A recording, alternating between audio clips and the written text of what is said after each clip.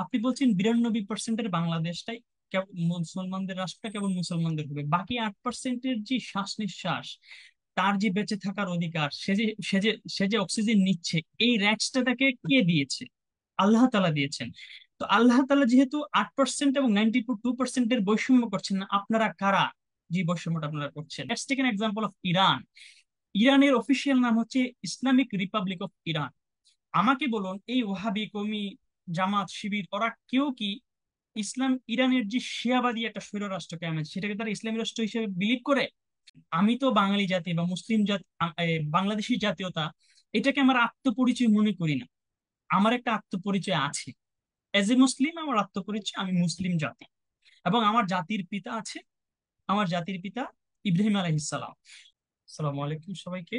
জীবন স্রষ্টার দান, মানবতা রাসূলের দান। রাষ্ট্র নয় এক গোষ্ঠীর, রাষ্ট্র হবে সর্বজনীন। আমরা সবাই আমাদের মা বাবাকে ভালোবাসি। পৃথিবীতে এমন কোনো সন্তান নেই, অন্তত পক্ষে আমি দেখিনি, যারা মা বাবাকে ভালোবাসি না এই কথা বলে। আমরা সবাই আমাদের মা বাবাকে ভালোবাসি, দাবিটা অন্তত পক্ষে করি। কিন্তু কথা হলো, আমরা আমাদের মা বাবাকে ভালো তো বাসি, কিন্তু আমরা আমার মা বাবা আমাদের মা বাবাদেরকে বুঝি কিনা, যে আমাদের মা বাবা আমাদের কাছে কি চান, এই জিনিসটা আমরা বুঝতে পারি কিনা।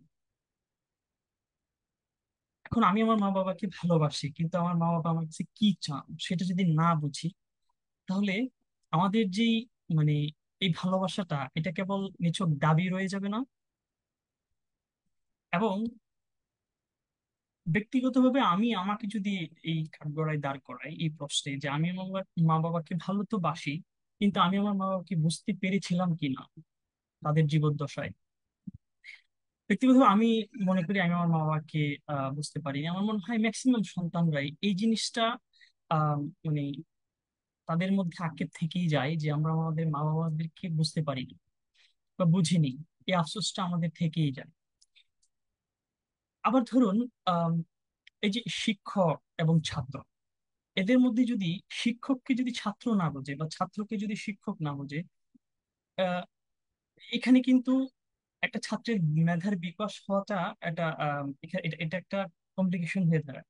একজন শিক্ষক যদি তার ছাত্রের উইকনেসটা না বোঝে, সে কোথায় তার প্রবলেম, সে কি আসলে বুঝতে চাচ্ছে, বা সে কি আসলে শিখতে চাচ্ছে, তার দুর্বলতাটা কি, সে কোথায় স্ট্রং, তার স্ট্রেংথ কি, তার উইকনেস কি, এই জিনিসটা যদি টিচার না বুঝেন, তাহলে এটা যেমন একটা ছাত্রর মেধা বিকাশের অন্তরায়, ঠিক তেমনি একজন ছাত্র যদি তার টিচার মানে কি চাচ্ছে সেটা না বোঝে, সেটাও কিন্তু একইভাবে মানে ওই ছাত্রের মেধার বিকাশ থেকে শুরু করে ওভারঅল তার জীবনের সফলতায় কিন্তু আঘাত আনবে এবং সে সফল হবে না। আমি যে কারণে এই কথাটা বলছি সেটা হলো, আম, আমরা আমাদের সবকিছুকে মা বাবাকে ভালোবাসা বলুন, বা শিক্ষকের প্রতি সম্মান আদর ভালোবাসা বলুন, ছাত্রের প্রতি সম্মান আদর ভালোবাসা বলুন, স্নেহ বলুন, এই সকল কিছুর পরেও আমরা তাদেরকে বুঝি কিনা, এই জিনিসটা যেমন জরুরি, ঠিক তেমনি আমরা যারা ধর্মে বিশ্বাস করি, আমরা আসলে আমাদের ধর্মটাকে কতটুকু বুঝি, বা ধর্ম আমাদের কাছে কি চায়, এই জিনিসটা আমরা বুঝি কিনা। এই প্রশ্নের আনসারটাই আজকে আসলে আমার আজকের লাইভের মেইন টপিক, এবং এটা আমি কেন বলছি। সম্প্রতি বাংলাদেশে প্রায় 16 বছরের একটি স্বৈর সরকারের পতন হয়েছে। আসলে এটা 16 বছরের স্বৈর সরকারই নয়, বাংলাদেশের যে রাজনৈতিক বাংলাদেশ, সেই রাজনৈতিক বাংলাদেশের ইতিহাস খুবই দুঃখজনক। এটা আসলে কেবল এখন যে স্বৈরাচারের পতন হয়েছে তা নয়, আহ এর আগের সরকারগুলো এক এক ধরনের স্বৈরাচার ব্যবস্থায় কায়েম রেখেছে। সেটা কিভাবে, সেটা হয়তো অন্য কোনো সময় আলোচনা করা যাবে। মিনওয়াইল এই সময়ে যে আমাদের যে বাংলাদেশের পরিস্থিতি, যখন এই স্বৈর সরকার আওয়ামী সরকারের পতন হয়, তখন সেই ছাত্র আন্দোলন, বৈষম্য বিরোধী আন্দোলন, সেটা গণ আন্দোলনে পরিণত হয়।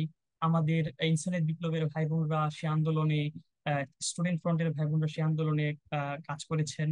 এবং সারা দুনিয়াব্যাপী আমরা আমাদের ব্যক্তিগত অবস্থান থেকে আমাদের প্রতিবাদ আমরা জানিয়েছি।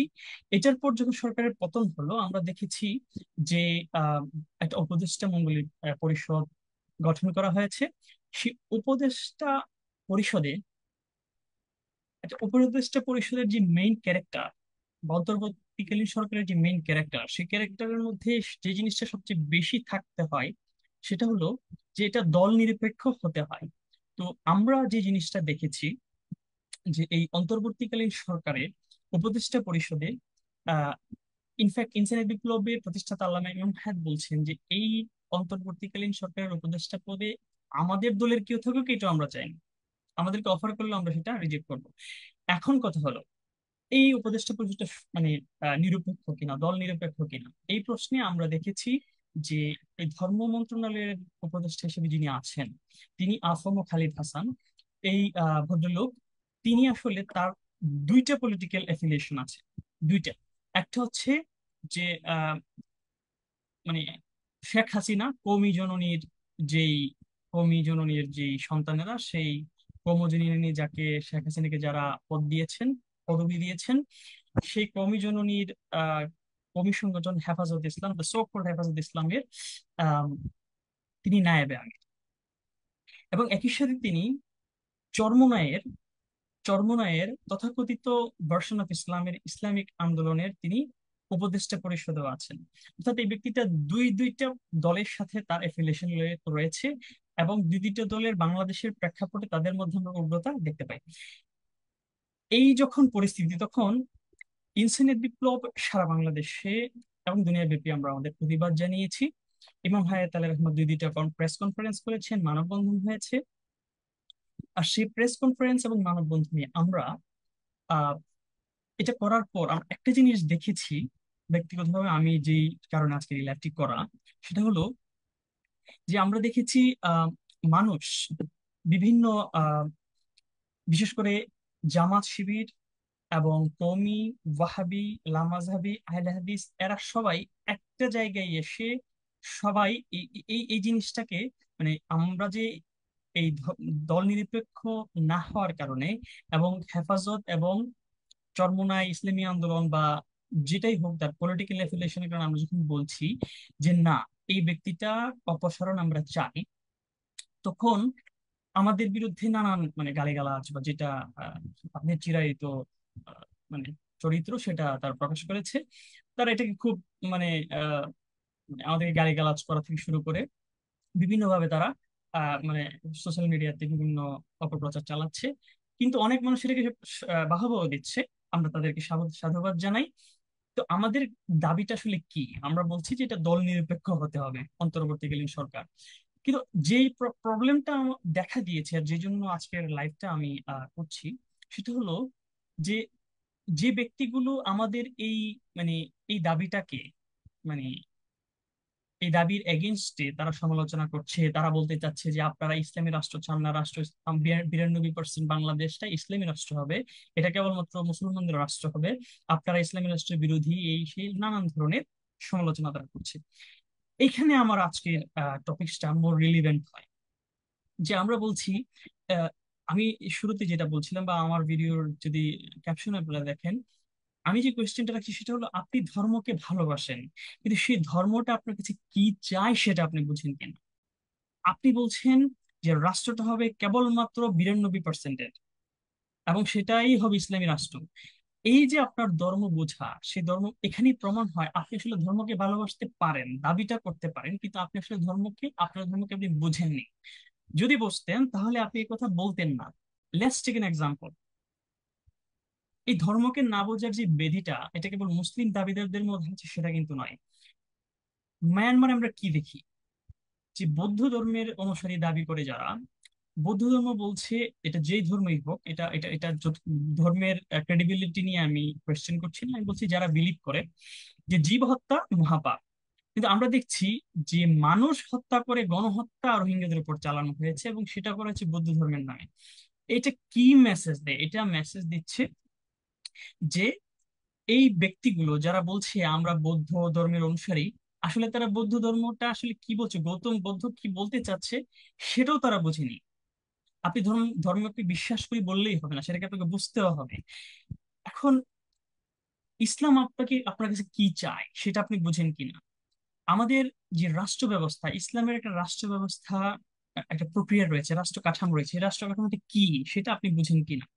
আপনারা বলছেন 92% হলে বা মেজরিটি আমরা, তাই এটা ইসলামী রাষ্ট্র হবে, কিন্তু কলেমা সে কথা বলে কিনা?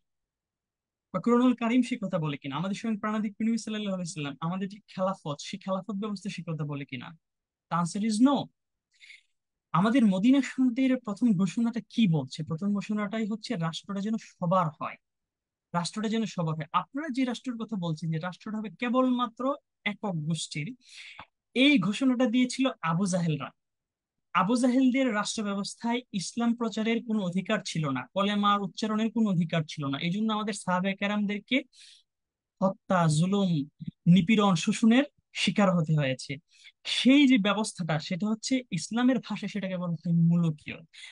সে আবু জাহেলরা যা চেয়েছে, লিটারেলি আপনারা সেটাই চাচ্ছেন, কিন্তু লেবাস দিচ্ছেন ইসলামের, বলছেন এটা ইসলামী রাষ্ট্র। কিন্তু এটা ইসলামী রাষ্ট্র নয়। ইসলামের রাষ্ট্র ব্যবস্থার একটা কাঠামো রয়েছে। সেই কাঠামোর প্রথম আপনাকে, এই জন্যই বলছিলাম যে আপনাকে ধর্মটা বুঝতে হবে। আমাদের যে খেলাফত ব্যবস্থা, সেই খেলাফত ব্যবস্থার অফিসিয়ালি 30 বছর ছিল। প্রথম 30 বছর খেলাফতের পর আরেকটা বিষয় কায়েম হয়েছে, আরেকটা স্ট্রাকচার কায়েম হয়েছে, যেটা সিফিনে মাওলানা আলার বিরুদ্ধে যুদ্ধ করে মুয়াবিয়া এবং পরবর্তীতে কাফের এজিদ কায়েম করেছে। সেটা হচ্ছে মুলকিয়ত। সেটা কি করেছিল? উমাইয়া গোত্রবাদী মুলকিয়ত। এবং তারা সেটাকে ইসলামী রাষ্ট্রই বলতো। আপনারা যে ইসলামী রাষ্ট্রের কথা বলছেন, এটার সোর্স আবু বকর সিদ্দিক রাদিয়াল্লাহু তাআলা আনহু নন, ফারুক আজম রাদিয়াল্লাহু তাআলা আনহু নন, উসমান জি নুরাইন রাদিয়াল্লাহু তাআলা আনহু, মাওলা আলী আলাইহিস সালামও নন, ইমাম ইব্রাহিম হাসান এবং হুসেন রাদিয়াল্লাহু তাআলা আনহুম ওনারাও নন। আপনাদের যে ইসলামী রাষ্ট্রের কথা আপনারা বলছেন, সেটার সোর্স কলেমা নয়, ইসলাম নয়। আপনারা যে ইসলামী রাষ্ট্রের কথা বলছেন, সেটার সোর্স মুয়াবিয়া ইয়াজিদ, এবং সেটার আরেকটা সোর্স হচ্ছে আবু জাহেলরা। তারা আইয়ামে জাহেলিয়াতের রাষ্ট্রটাকে একক গোষ্ঠীর করে রেখেছিল, একক গোত্রীর করে রেখেছিল। এবং রাষ্ট্রকে বলা হয়েছে কেবলমাত্র তাদের যাদের, মানে যে গোষ্ঠীটা রাষ্ট্র ক্ষমতায় থাকবে। কিন্তু ইসলাম বলছে যে না, আল্লাহ তাআলা প্রত্যেকটা সৃষ্টিকে, এখন বাংলাদেশে অথবা পৃথিবীর যে কোনো জায়গায়, আপনি একবার ইমাজিন করুন যে একটা নাস্তিক শ্বাস নিচ্ছে। আপনি বলছেন 92%-এর বাংলাদেশটাই মুসলমানদের রাষ্ট্রটা কেবল মুসলমানদের হবে, বাকি 8%-এর যে শ্বাস নিঃশ্বাস, তার যে বেঁচে থাকার অধিকার, সে যে অক্সিজেন নিচ্ছে, এই রাইটসটা তাকে কে দিয়েছে? আল্লাহ তাআলা দিয়েছেন। তো আল্লাহ তাআলা যেহেতু 8% এবং 92% বৈষম্য করছেন না, আপনারা কারা যে বৈষম্যটা আপনারা করছেন? তো বৈষম্য বিরোধী ছাত্র আন্দোলনটা যে এখানেই ফেইল্ড হচ্ছে, সেটার একটা নমুনা হচ্ছে এই, যে এই বৈষম্য বিরোধী ছাত্র আন্দোলনের মাধ্যমে এই ধরনের উগ্রবাদী সেন্স, উগ্রবাদী ধর্মকে না বুঝে একক ধর্মের রাষ্ট্র কায়েমের যেই টেন্ডেন্সি, সেটা বাহবা পাচ্ছে এবং সেদিকেই বাংলাদেশ অগ্রসর হচ্ছে বলে আমরা দেখছি। যে আপনি যখন বেশি, মানে মেজরিটি এবং মাইনরিটির ব্যবধান করে একটি রাষ্ট্র পার্টিকুলার একটা গ্রুপের জন্য করে দেন, সেই রাষ্ট্রটার ইসলামী রাষ্ট্র থাকে না। আপনাকে আমাকে বুঝতে হবে যে আওয়ামী লীগ সরকারের যে পতন হয়েছে, এই আওয়ামী লীগ সরকারের প্রবলেমটা কি? এই যে স্বৈরাচার আপনারা কেন বলছেন বা আমরা কেন বলছি? আওয়ামী লীগ সরকার দুই ধরনের স্বৈর রাষ্ট্র কায়েম করে রেখেছিল। একটা, যে তারা দেশের গণতান্ত্রিক অধিকার, ভোটাধিকার, মানুষের যেই একটা মানে বেসিক রাইটস থাকে, হিউম্যান রাইটস, সেটা তাকে হরণ করেছে। এবং তারা কন্টিনিউয়াসলি একই সরকার বারবার রিপিট করেছে, মানুষের বাক স্বাধীনতা থেকে শুরু করে সকল কিছু তারা হরণ করেছে। ফেক নির্বাচন তারা করেছে। এগুলো একটা জায়গায় মানুষকে নানান দমন পীড়ন করেছে, যেগুলোর সমালোচনা, যেগুলোর বিরোধিতা, যেগুলোর সবচেয়ে বেশি বিরোধিতা আমরা ইনসানিয়ত বিপ্লবের ভাবনরা করেছি। কিন্তু এটাই আওয়ামী লীগের একমাত্র স্বৈরচারিতা নয়। বাংলাদেশের প্রতিটা registered unregistered political party, accept Insaniyat Biplob Bangladesh, Imam Hayat প্রতিষ্ঠিত ইনসানিয়ত বিপ্লব বাংলাদেশ ছাড়া, প্রত্যেকটা রাজনৈতিক দল এক একটা এক এক ধরনের স্বৈররাষ্ট্রই কায়েম করতে চায়, like Awami League. Difference is, Awami League যেই রাষ্ট্রটা কায়েম 16 বছর ধরে করছিল, সেটা হয়তো অন্য দলগুলো এসে 5 বছর পর 5 বছর পর্যন্ত করবে, এরপর হয়তো তারা একটা নির্বাচন দিতেও পারে, নাও দিতে পারে, উই ডোন্ট নো। তো তারা তারা কোন স্বৈর রাষ্ট্রটা কায়েম করতে চাচ্ছে বা বা আগেও করেছে, সেই জিনিসটা যদি না বুঝি, তাহলে আমরা আমাদের আজকের লাইফটাও যেমন বুঝবো না, ইনসানি বিপ্লব কি বলছে সেটাও বুঝবো না, বা ধর্মরাষ্ট্র, ইসলামের রাষ্ট্র বা ইসলাম কি বলছে সেটাও বুঝবো না। আওয়ামী লীগের যে সেকেন্ড স্বৈরতাটা, সেটা আসলে মূল স্বৈরতা। এই স্বৈরতাটা আমরা, আমাদেরকে সচেতন হতে হবে। আওয়ামী লীগ বাঙালি জাতীয়তাবাদী একটি রাষ্ট্র চায়, যে বাংলাদেশে কেবলমাত্র এরা ভৌগোলিক রাজনৈতিক বাংলাদেশে তারা কেবলমাত্র বাংলা ভাষায় যারা কথা বলে এই এটাকে আত্মপরিচয় হিসেবে ঘোষণা করে, বাকি সবাইকে এই আত্মপরিচয়, এই জাতীয়তাটা তারা জোরপূর্বক কায়েম করতে চায়, যে তোমাদের সবাইকে এই আত্মপরিচয়ই নিজেদেরকে আইডেন্টিফাই করতে হবে। এবং এই যে জাতীয়তাবাদ, বাঙালি জাতীয়তাবাদ, এইটারই আরেক ভার্সন কায়েম করছে কারা? বিএনপি। বিএনপির ফুল ফর্ম কি? বাংলাদেশি জাতীয়তাবাদী দল, যেটাকে শর্ট ফর্মে বিএনপি বলা হয়। তো বিএনপি বলছে যে না, আমরা একটু ডিফারেন্টলি স্বৈররাষ্ট্র কায়েম করব। সেটা কিরকম? যে না, ভাষাগত পরিচয় নয়, আমরা ভৌগোলিক মাটি দ্বারা নিজেকে আইডেন্টিফাই করব। আমি এই মাটিতে থাকি, এটা আমার আইডেন্টিটি। তো এই আইডেন্টিটির ভিত্তিতে তারা বলছে যে না, আমি বাংলাদেশি রাষ্ট্র, এই বাংলাদেশের সবার আত্মপরিচয়, তার জাতীয়তা, বাংলাদেশি জাতীয়তা। এই যে দুইটা দল, বাকি ধর্মের নামে সরাসরি যারা নয়, তাদের প্রায় মোরলেস সবাই জাসদ বাসদ বা যাদের কোথায় বলেন, তারা এই যে এটাকে এনসার্কেল করেই তাদের মানে আইডিওলজিটা। তারা বলছে যে রাষ্ট্রটা হবে কেবলমাত্র এক জাতীয়তা। কিন্তু আপনি যদি আমাকে বলেন, আমি তো বাঙালি জাতি বা মুসলিম জাতি, বাংলাদেশি জাতীয়তা, এটাকে আমার আত্মপরিচয় মনে করি না। আমার একটা আত্মপরিচয় আছে। এজ এ মুসলিম আমার আত্মপরিচয়, আমি মুসলিম জাতি। এবং আমার জাতির পিতা আছে, আমার জাতির পিতা ইব্রাহিম আলাইহিসসালাম। তো এখন এখন যদি বাংলাদেশে বাঙালি জাতীয়তাবাদী রাষ্ট্রটা কায়েম হয়, বা বাংলাদেশি জাতীয়তাবাদী রাষ্ট্র কায়েম হয়, একক জাতীয়তাবাদী রাষ্ট্র কায়েম হয়, তখন সেই রাষ্ট্রটা কি, সে দলটাকে আমাকে রিপ্রেজেন্ট করছে? Definitely not. কারণ আমি যে জাতীয়তায় নিজেকে আইডেন্টিফাই করি না, আমাকে কিন্তু রাষ্ট্র জোরপূর্বক সেই আইডেন্টিফিকেশনটা করাচ্ছে। তাহলে এই রাষ্ট্রটা তাহলে আর আমার রইলো না। তো এই যে রাষ্ট্রটাকে একক গোত্রের বা একক জাতীয়তার করে ফেলা, এটা যেমন ইসলাম বিরোধী, মানবতা বিরোধী, একইভাবে বাকি যে দলগুলো রয়েছে, জামাত ইসলামী বলুন বা ইসলামী আন্দোলন বলুন বা হেফাজত ইসলাম বা কওমি ওয়াহাবি লামাজি বা আহলে হাদিস, তারা যেটাই চাচ্ছে, তারা সবাই এই আওয়ামী লীগের বাঙালি জাতীয়তাবাদ, বিএনপির বাংলাদেশী জাতীয়তাবাদের মতোই তারা আরেক ধরনের একক গোষ্ঠীর রাষ্ট্র চাচ্ছে। সেটা কি? সে একক গোষ্ঠীর রাষ্ট্রটা হলো কেবলমাত্র এক ধর্মের প্রতিনিধিত্ব করা। রাষ্ট্রটা কেবলমাত্র ইসলামী রাষ্ট্র বলা। এখন তারা যে ইসলামী রাষ্ট্র বলছে, সেটাও ইসলামী রাষ্ট্র কিনা সেটাও তো আলোচনার বিষয়, কারণ আপনি ইসলাম বললেই তো হবে না। এখন আপনি নিরপরাধ মানুষ হত্যা করেছেন। আমরা দেখেছি ছাত্র আন্দোলনটা যখন সাকসেস হলো, শেখ হাসিনা পতন হলো, বাংলাদেশে হিন্দুদের উপর এবং মাজার শরীফে হামলা করা হয়েছে। আমাকে বলুন, আউলিয়া কারিমের মাজার শরীফ ভাঙা, মাজার শরীফে হামলা করা, এটা কোন ধরনের ইসলাম হতে পারে কিনা? আমার ডেফিনিশনে ইসলাম নয়। তাহলে আপনি যদি এটাকে ইসলামের রাষ্ট্র কায়েম করেন, তাহলে আপনি আমাকে রিপ্রেজেন্ট করছেন না। কারণ আমি যে ইসলামে বিশ্বাস করি, যে আহলে সুন্নাত ওয়াল জামাতে বিশ্বাস করি, সেটাকে আপনি রিপ্রেজেন্ট করেন না। যেহেতু করেন না, আপনি যদি রাষ্ট্রটাকে আপনার ভার্সন অফ ইসলাম দ্বারা কায়েম করেন, তাহলে সেটা ইসলামের রাষ্ট্র হবে না। Let's take an example of Iran. ইরানের অফিসিয়াল নাম হচ্ছে ইসলামিক রিপাবলিক অফ ইরান। আমাকে বলুন, এই ওহাবি কওমি, জামাত, শিবির, ওরা কেউ কি ইরানের যে শিয়াবাদী একটা স্বৈর রাষ্ট্র কায়েম আছে, সেটাকে তারা ইসলামী রাষ্ট্র হিসেবে বিলিভ করে? যদি তারা এটাকে ইসলামী রাষ্ট্র বলে, তাহলে বুঝতে হবে তারা শিয়াবাদকে ইসলাম বলতে চায়। তার মানে আমি মনে করি, পার্সোনালি যদি তাদেরকে জিজ্ঞেস করলে, না শিয়াবাদ তো বাতিল, তারা আমার মনে হয় বলে থাকবেন। তাহলে শিয়াবাদের ইসলামী রাষ্ট্র কেন নয়? কারণ শিয়াবাদ ইটসেলফ এক কুফরি আইডিওলজি। এবং সেকেন্ড দিন হচ্ছে, একটা রাষ্ট্র যখন কেবল একক গোত্রের, একক সেক্টারিয়ান কমিউনাল স্টেট হয়ে যায়, তখন এটা আর সবার রাষ্ট্র থাকে না। আর সবার রাষ্ট্র যেটা নয়, মদিনা সনদের ভিত্তিতে এটা ইসলামী রাষ্ট্র নয়। ইসলামী রাষ্ট্র হইতে হলে যেটাকে সবার আগে সর্বজনীন হতে হবে, যেটা ইমাম হায়াত আলী রাহমা বলছেন। এখন আমি যেটা বলছিলাম, যে বাংলাদেশের ইনসানিয়ত বিপ্লব ছাড়া সকল রাজনৈতিক দল, ওয়ার্ল্ড হিউম্যানিটি রেভলিউশন ছাড়া দুনিয়ার সকল রাজনৈতিক দলের একটাই প্রবলেম, যে সবগুলো রাজনৈতিক দল হয় একক জাতীয়তাবাদ অথবা একক ধর্মের নামে রাষ্ট্র কায়েম করছে।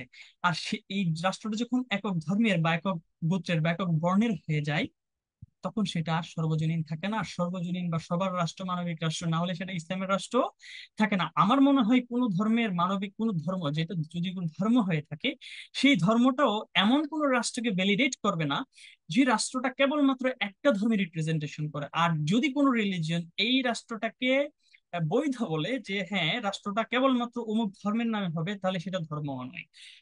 এখন যারা বাংলাদেশে, আপনারা যারা ইসলামী রাষ্ট্রের নামে বাংলাদেশটাকে কেবলমাত্র একক ধর্মের, আপনাদের ভার্সন অফ ইসলাম, আপনাদের ভার্সন অফ রেডিক্যাল ইসলাম, যে ইসলামে আপনারা বলেন মা বোনদের ক্লাস 4 এর বেশি পড়ার অধিকার নাই, আপনারা যারা তালেবানি রাষ্ট্র কায়েম করতে চান, যেখানে মা বোনদের অধিকার স্বাধীনতা থেকে সকল কিছু আপনারা হরণ করতে চান, এবং মানুষের ব্যক্তি স্বাধীনতাও। একটা হিন্দু, আপনি আমাকে বলুন, আপনারা যেই কথা বলেন, আপনারা পবিত্র কুরআনুল কারীমের মিসট্রান্সলেশনও করেন, আপনারা সকল কিছু করেন।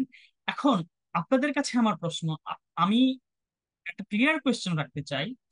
আপনি যখন বাংলাদেশকে বা কোনো ভূখণ্ডকে একক ধর্মের বা ইসলামী রাষ্ট্রের নামে মুসলমান বেশি, তাই এটা ইসলামী রাষ্ট্র হবে, তাই এটা মুসলমানদের রাষ্ট্র হবে, এই ডেফিনেশনের জন্য, এই ফর্মুলে যখন আপনি যান, তখন আপনি আসলে কি করছেন? তখন আসলে আপনি প্রথমত ইসলামকে বিকৃতি করছেন, সেটা আলাগছে। সেকেন্ড থিং, আপনারা একই সাথে ইসরায়েলের ইহুদি রাষ্ট্রকে আপনারা বৈধতা দিচ্ছেন। সেটা কিভাবে? বাংলাদেশে যদি মেজরিটি রাষ্ট্র মুসলমান হয়, ইসলামী রাষ্ট্র হয়, তাহলে আপনি ইন্ডিয়াতে 140 কোটি যদি মানুষ থাকে, লেটস সে 30 to 40 কোটি আছে আপনাদের, আমার আপনার এই হিসাবের, আমরা উপর নিচে হইতে পারে, মুসলমান থাকতে পারে, এটা 20 কোটি থেকে 30 কোটি হইতে পারে। এখন এই যে 20-30 কোটি মুসলমান, এই 20-30 কোটি মুসলমানকে আপনি কার হাতে রাখলেন? আপনি যদি বাংলাদেশে একক ধর্মের রাষ্ট্র করেন, আপনি লিটারালি কি করছেন? আপনি ইন্ডিয়াটাকে হিন্দু রাষ্ট্র হিসেবে ঘোষণা করেছেন, যেটা 1947-এ মুসলিম লীগ নামক ওয়াহাবি লীগ সেটা করে দিয়েছে। করার মাধ্যমে যা হয়েছে আমরা দেখেছি। বৃহৎ ইন্ডিয়া ভেঙে দুই ভাগ হয়েছে, অতঃপর পাকিস্তান, পূর্ব পাকিস্তান, এখন বাংলাদেশ, বাংলাদেশের পরে আবার কত যুদ্ধ সংগ্রামের পর আবার নতুন করে একটা দেশের নতুন স্বাধীনতার দিকে, মানুষের অধিকার স্বাধীনতার দিকে এটা পথ উন্মোচিত হয়েছে। তাহলে আপনারা যে রাষ্ট্রটা এখন বলছেন, যে আপনি যদি বলেন বাংলাদেশে সবচেয়ে বেশি মুসলমান, তাই এটা ইসলামী রাষ্ট্র হবে, এটা ইসলামী রাষ্ট্র কিনা সেটাও কিন্তু আলোচনার বিষয়। একই সাথে তাহলে আপনি হিন্দুদের জন্য উগ্রবাদী মোদীকে কি আপনি ইনভাইট করছেন না, যে ইন্ডিয়াটাকে তুমি হিন্দু রাষ্ট্র করো? আপনি কি নেতানিয়াহুর পক্ষে যুক্তি দিচ্ছেন না, যে আমরা তো এখানে মেজরিটি, তাহলে আমরা এটাকে ইহুদি রাষ্ট্র করব? তাহলে এখন থেকে আপনারা, আপনারা যারা বাংলাদেশটাকে একক ধর্মের নামে রাষ্ট্র করতে চান, আপনারা আর কোনোদিন ফিলিস্তিনের ভাই বোনদের অধিকার নিয়ে কথা বলার রাইটস আপনারা হারিয়ে ফেলেছেন। আপনারা ইহুদি রাষ্ট্রটাকে ভ্যালিডেট করছেন, কারণ আপনারা বলছেন যে 92% আমরা, তাই এটা মেজরিটি, যেহেতু আমরা এটা একক ধর্মের হবে আমাদের রাষ্ট্র হবে। তাহলে এইভাবে আপনারা কি করছেন? এটা টেকনিক্যালি আপনারা সারা দুনিয়ায় মুসলমানদেরকে আপনি কিন্তু কি করছেন, মানে মানে ডিসক্রিমিনেশনে আপনি ফেলছেন। সারা পৃথিবীতে যদি 800 কোটি মানুষ থাকে, 2 থেকে 300 কোটি মুসলমান, তো সারা দুনিয়াতে আপনি মেজরিটি নন। তো দুনিয়াটাকে আপনি ভ্যালিডেটলি কি করছেন? আপনি মানে আপনি বৈধতা দিচ্ছেন যে সারা দুনিয়াটা হবে এন্টি ইসলাম, এটা আপনি দিচ্ছেন। কারণ আপনি যখন এই ফর্মুলায় আসেন যে আমি এখানে বেশি, তাই এটা আমার রাষ্ট্র হবে, তখন লিটারেলি আপনি কিন্তু এই আপনার এগেনস্টে অন্য জমিতে, অন্য মাটিতে আপনি আপনাকেই ভিকটিম বানাচ্ছেন। এবং এই জিনিসটাই সকল ধরনের উগ্রবাদীরা চায়। উগ্রবাদীরা ধর্মকে ভালোবাসি বলে, কিন্তু তারা ধর্মকে বুঝে না। ইন্ডিয়ায় জোর করে যে জয় শ্রীরাম পড়ানো হচ্ছে, সেই জয় শ্রীরামটা যে পড়ানো হচ্ছে, এটা তো রাষ্ট্রকে একক ধর্মের করে ফেলার কারণেই তারা সেটা করতে পারছে। তাহলে আপনি বাংলাদেশে বলছেন যে না, আমি ইন্ডিয়ার মুসলমানদের ভাইদের পাশে দাঁড়াতে চাই, আর বাংলাদেশে আপনি বাকি সবাইকে, বাকি সবার রাষ্ট্রকে অস্বীকার করে নিজের একক ধর্মের রাষ্ট্র করতে চাচ্ছেন। এই জিনিসটা আপনার মতো স্ববিরোধী আর তো কেউ নয়। তাহলে আপনি এই ডাবল স্ট্যান্ডার্ড থেকে বেরিয়ে আসতে হবে। এখন আসুন, ইসলাম আমাদের কাছে কি চাই। ইসলাম আমাদের কাছে কি চাই সেই জিনিসটা যদি আপনি না বোঝেন, কলেমা আপনাদেরকে কি দান করেছে সেটা যদি আপনি না বোঝেন, তাহলে আপনার এই দাবিটা কেবলমাত্র আপনার ভালো লাগছে এই জন্য এটা ইসলামী হয়ে যাবে, এটা জরুরি নয়। আপনার ভালো লাগতেই পারে আমি আমার দেশটাকে ইসলামী রাষ্ট্র বানাবো। ইসলামী রাষ্ট্রটা কেমন হবে? আপনি তো ইসলামের মানে কিছুই জানেন না, কিন্তু আপনি বলছেন আমি ইসলামী রাষ্ট্র বানাবো। তো এই রাষ্ট্রে যদি একটা ব্যক্তি ওজনে কম দেয়, এই ব্লেমটাকে ইসলাম নিবে? আপনি কি গ্যারান্টি দিতে পারবেন বাংলাদেশের প্রত্যেকটা মানুষ মানে শতভাগ ইসলামের ভিত্তিতে সকল কিছু করতে পারবেন না? তাহলে এই দায়ভারটা কার? ইসলামী রাষ্ট্র কি চুরি হইতে পারে? তো এটা কি বলতে চাচ্ছেন আপনারা? এটা হচ্ছে ধর্মকে না বোঝা। এটা হচ্ছে ধর্মকে না বোঝা। এখন একটা পাহাড়ও তো, পাহাড়ের মালিক, পাহাড়টাকে সৃষ্টি করেছেন আল্লাহ তাআলা। তা আপনি কি এটাকে ইসলামী পাহাড় বলবেন? টয়লেটে যাওয়ার নিয়ম রয়েছে, ইসলাম আমাদেরকে সকল দিশা দিয়েছে। তো টয়লেটে যাওয়ার জন্য যেহেতু নিয়ম আছে, এই টয়লেটটাকে ইসলামী টয়লেট বলা, এটা ইসলামকে অবমাননা নয় কি? তো এটা হচ্ছে, আপনি ইসলামকে না বুঝলে আপনি ঠিকই এটাকে কি বলবেন? ইসলামী পাহাড়, ইসলামী রাস্তা, ইসলামী টয়লেট, ইসলামী চাঁদ। আল্লাহ তাআলা চাঁদ চন্দ্র সূর্য বানিয়েছেন, তো আপনি কি ইসলামী চন্দ্র ইসলামী সূর্য গুলো বলবেন? এটা কি বলা কি মানে ইসলামী শিক্ষা? Definitely not. ইসলামী শিক্ষা হচ্ছে আমাদের প্রাণীর প্রেমী সাল্লাল্লাহু আলাইহি ওয়াসাল্লাম যখন মক্কা বিজয় করলেন, তখন সবার অধিকার স্বাধীনতা নিশ্চিত করেছেন। এর আগে যা কায়েম ছিল, রাষ্ট্রটা ছিল কেবলমাত্র আবু জাহেলদের গোত্রীয় রাষ্ট্র, একক গোষ্ঠীর রাষ্ট্র, যেখানে প্রাণাধিক নবী সাল্লাল্লাহু আলাইহি ওয়াসাল্লাম, আমাদের সাহাবে কেরাম, ক্ষমা করবেন, কলেমা উচ্চারণ করতে পারেননি। করলে জুলুম করা হয়েছে, খুন করা হয়েছে, মা বোনদের অধিকার স্বাধীনতা হরণ করা হয়েছে, জীবন্ত পুঁতে ফেলা হয়েছে মা বোনদেরকে। আর ইসলাম যখন কায়েম হলো, ইসলামের নির্দেশিত, কলেমা নির্দেশিত যে রাষ্ট্র ব্যবস্থা, সেটা যখন কায়েম হলো, তখন রাষ্ট্রটা ওই যে যত ধরনের ব্যারিয়ার্স আছে, জাতীয়তাবাদী ব্যারিয়ার্স, বস্তুবাদী ব্যারিয়ার্স, বস্তুবাদী ব্যাধি, সকল ব্যাধি থেকে মুক্ত হয়ে রাষ্ট্রটা সবার জন্য উন্মুক্ত হয়েছে। কারণ আল্লাহ তাআলা রাব্বুল আলামিন, সকল আলমের জন্য রব। আমাদের পৃথিবীর রাহমাতুল আলামিন সাল্লাল্লাহু আলাইহি ওয়াসাল্লাম, তিনি সকল সৃষ্টির জন্য রহমত, সকল সৃষ্টির জন্য রহমত। যে আল্লাহ তাআলা রাসূল, সেই রাসূলের উম্মত আমরা। আমাদেরকে সকল মানুষের জন্য, মুমিন শব্দের অর্থ নিরাপত্তা দানকারী, আমরা সবার নিরাপত্তা দিব। আমরা সেখানে কি করছি? রাষ্ট্রটা পাবলিক প্রপার্টি, সে পাবলিক প্রপার্টিকে আমরা কি বলছি? যে না, এটা আমাদের হবে। এই যে অন্যের অধিকার আপনি ছিনিয়ে নিচ্ছেন, এই ছিনিয়ে নেওয়াটা কি ইসলামের শিক্ষা? ইসলামের শিক্ষা নয়। তখন আপনাকে এটাকে ছিনিয়ে নেওয়ার পর আপনি যদি সেটাকে ইসলামী নষ্ট বলেন, তাহলে আপনি সবচেয়ে বড় ক্ষতি ইসলামের আপনি করছেন। আপনি সবচেয়ে বেশি ক্ষতি ইসলামের আপনি করছেন। এছাড়া হলো যে আমাদের যে খেলাফত ব্যবস্থা, সেই খেলাফত ব্যবস্থার যদি আপনি দেখেন, সকল এই খেলাফত ব্যবস্থায় ইহুদি থেকে শুরু করে খ্রিস্টান, যারা একদম একজন আস্তিকের পর্যন্ত বেঁচে থাকার অধিকার ছিল, তার অধিকার খর্ব করা হয়নি, বরঞ্চ বিশেষ বিশেষ গোত্রের জন্য আলাদা আলাদা করে বিভিন্ন এটা ধারা ছিল, যেন তাদের জীবনের নিরাপত্তা দেওয়া হয়। কারণ রাষ্ট্রটা, ঘোষণাটা কি, পৃথিবীর ঘোষণা কি? কোনো আরবের উপর অনারব, কালোর উপরে সাদা, সাদার উপরে কালো, এই ধরনের কোনো সুপিরিয়রিটি থাকবে না। এই সুপিরিয়রিটিটা, মানে এই সুপিরিয়রিটি, তারপর আরেকজনের উপরে জুলুম করা, আমি তার ঊর্ধ্বে, আমি এই রাষ্ট্রের মালিক হব যেহেতু আমি মেজরিটি, এই ফর্মুলার এগেনস্টে যদি কোনো রিলিজিয়ন থেকে থাকে, সেটা ইসলাম। এটা আপনাকে বুঝতে হবে। আপনি যদি জোরপূর্বক পবিত্র কলেমার যেই, মানে আমরা যখন পবিত্র কলেমা পড়ি, লা ইলাহা ইল্লাল্লাহ পড়ি, তাওহীদ রিসালাতের স্বীকৃতি জানাই, তখন আমরা সবার অধিকার স্বাধীনতাকে স্বীকার করি। নিজের, আমরা আল্লাহ তাআলা ছাড়া কারো জোর জবরদস্তি মানি না। কোনো মানুষ যদি জোর করে বলে যে আল্লাহ ছাড়া কাউকে মানো, আল্লাহ তাআলার হাবিব সাল্লাল্লাহু আলাইহি ইসলামকে ছাড়াই ইসলাম হবে মানো, আমি সেটা মানবো না, কারণ কলেমা আমাকে সে অথরিটি দেয়নি। সে ইসলামের নামে, আপনি পবিত্র কোরআনে আল্লাহ তাআলা কি বলছেন? লা ইকরাহা ফিদ্দিন, লাকুম দীনুকুম ওয়ালিয়া দিন। আপনার ইসলাম বলছে যে আপনি জোরপূর্বক কারো উপর কোনো কিছু চাপিয়ে দিবেন না। আর আপনি বলছেন যে না, আমি যেহেতু ক্ষমতায় আছি, আমি 90% 80%, তাহলে বাকি সবার উপর আমি জোর করব। তাহলে বোঝা গেল আপনি কোরআনুল কারীমের এই আয়াত শরীফগুলিকে অস্বীকার করছেন, আপনি ইসলাম বুঝেননি। যেটা আমি শুরুতে বলছিলাম, ইসলামী রাষ্ট্রের ডেফিনেশন, ইসলামী রাষ্ট্রটা কেমন হবে সেটা শিক্ষা এই যুগে বস্তুর ঊর্ধ্বে মানব সত্তার প্রবক্তা আল্লামা ইমাম হায়াত আলী রাহমাতুল্লাহ দিচ্ছেন, যিনি বিশ্ব ইনসানিয়ত বিপ্লবের প্রতিষ্ঠাতা এবং বিশ্ব সুন্নি আন্দোলনের প্রতিষ্ঠাতা। তিনি বলছেন যে ইসলামের রাষ্ট্র, আমাদের খেলাফত ব্যবস্থার যে রাষ্ট্র ব্যবস্থা, ইসলাম নির্দেশিত, কলেমা প্রদত্ত, আল্লাহর হাবিব সাল্লাল্লাহু আলাইহি সাল্লাম প্রদত্ত যে জীবনের ব্যবস্থা, সেই ব্যবস্থা প্রাকৃতিক। সেটা কেমন হবে? সেটা হবে সর্বজনীন মানবতা। শুরুতে বলছিলাম যে রাষ্ট্র নয় এক গোষ্ঠী, রাষ্ট্র হবে সর্বজনীন। রাষ্ট্রটা যখন সবার হয়, সবার অধিকার স্বাধীনতা নিশ্চিত হয়, সবার প্রতিনিধিত্ব থাকে, এবং প্রত্যেকটা মানুষ যখন বিলিভ করে যে আমার জীবন বেঁচে থাকার অধিকার আছে, সকল মানুষের বেঁচে থাকার অধিকার আছে, সেই রাষ্ট্রটা যখন, রাষ্ট্রের প্রত্যেকটা নাগরিক এবং একই সাথে বিশ্বের সকল রাষ্ট্র, কেবল মানুষ, মানে ইসলামী রাষ্ট্রটা কেবল একটা রাষ্ট্রের মধ্যে কুক্ষিগত হয়ে থাকে না। আল্লাহ তাআলাকে আপনি বাংলাদেশে ইসলামী রাষ্ট্র বলে কি আপনি আল্লাহ তাআলা বা ইসলামকে কি আপনি লিমিট করছেন বলে মনে হয় না আপনার? এতটুকু কমন সেন্স যদি আপনাদের না থাকে, আপনারা রিলিজিয়ন বিলং করেন এটা দাবি করেন কেন? ইসলামের মতো একটা রিলিজিয়ন, এত পবিত্র ধর্ম, যে ধর্ম মানুষকে জ্ঞান বিজ্ঞান সকল কিছু দান করেছে, যে সেই ধর্মের অনুসারী হয়ে আপনি এত, মানে অধর্ম অধর্ম এবং এত মানে ইগনোরেন্স আপনি কিভাবে থাকেন?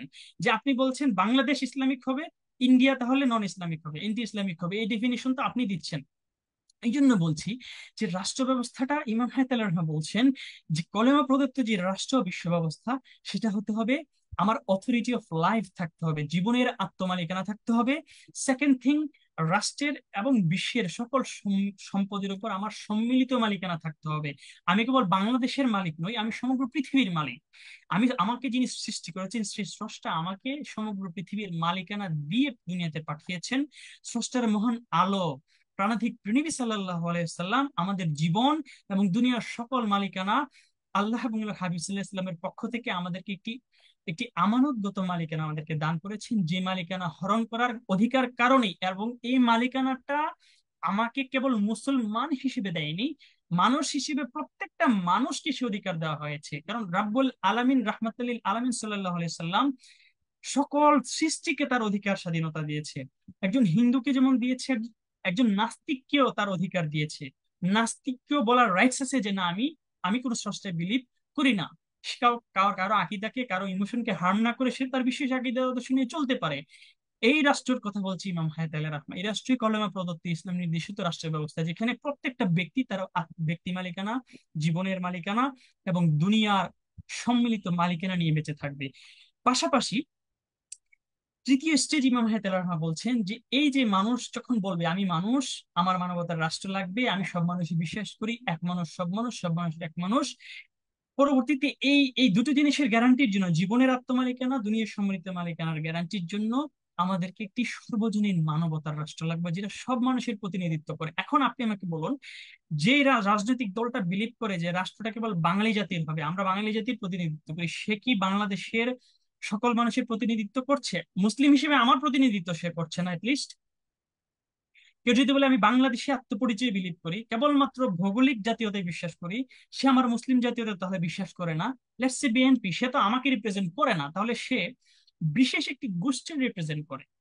এখন আমাদের দেশে বিভিন্ন সমিতি রয়েছে, যেমন আমি বিবারিয়ার, ব্রাহ্মণবাড়িয়া সমিতি থাকতে পারে, চিটাগং সমিতি, আমি আমি স্পেনে আছি, এখানে অনেক সমিতি রয়েছে, বিভিন্ন এলাকার সমিতি রয়েছে, বাংলাদেশের বিভিন্ন জেলা বিভাগের নামকরণের সমিতি রয়েছে। সেই সমিতিটা লেটস উদাহরণস্বরূপ ঢাকা সমিতি। এখন ঢাকা সমিতি কি মানে পুরা বাংলাদেশের রিপ্রেজেন্টেশন করতে পারবে?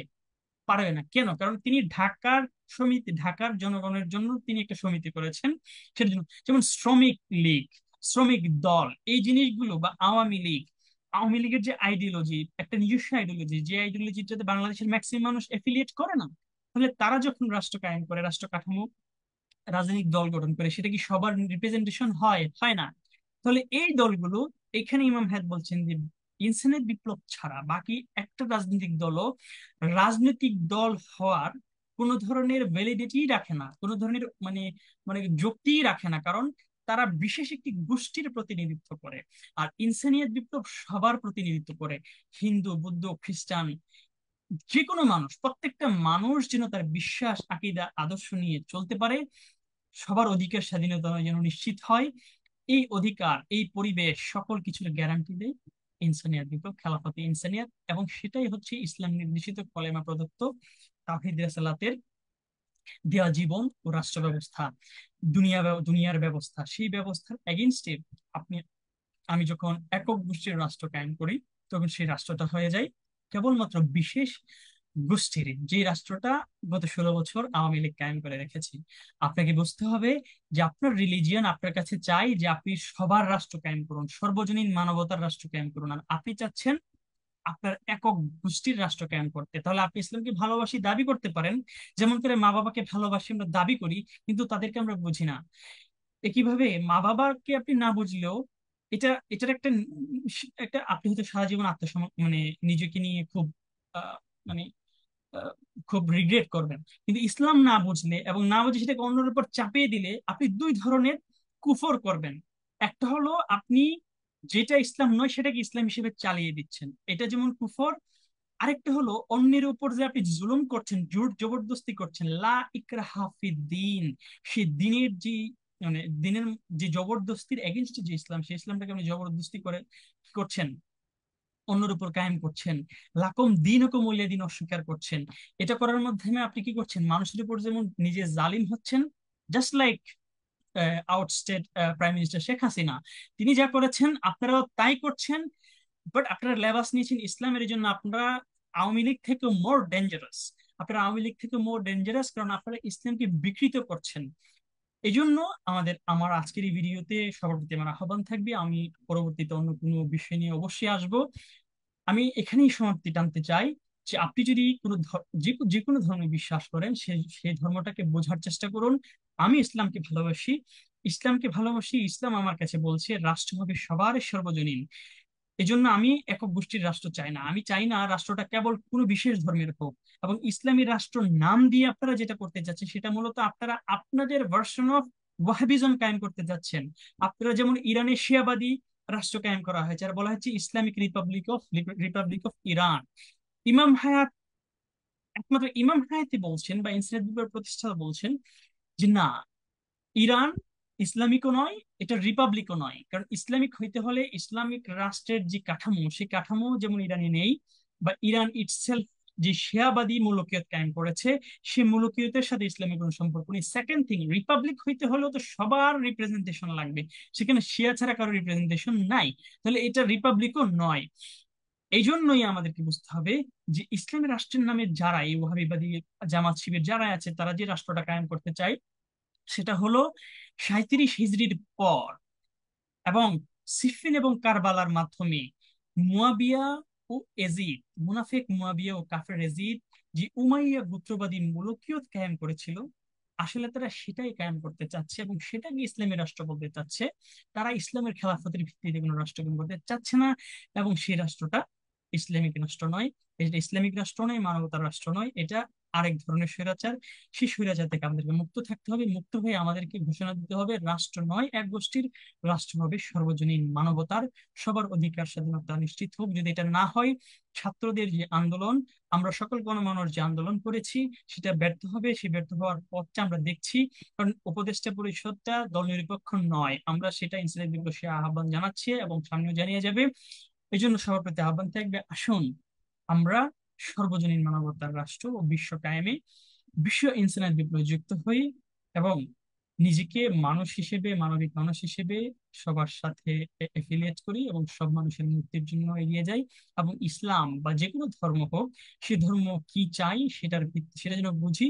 সে বুঝির ভিত্তিতে ইমাম হায়াত যেটা বলছেন যে এক মানুষ সব মানুষ, সব মানুষ এক মানুষ, সব মানুষ ভাই ভাই, মানবতার দুনিয়া চাই, সেই মানবতার দুনিয়া কেমন করি, সেই উদাত্ত আহ্বান রেখে আমার আজকের একটা শেষ করছি। সবাইকে আমার সালাম, আসসালামু আলাইকুম রহমতুল্লাহি ওয়া বারাকাতুহু।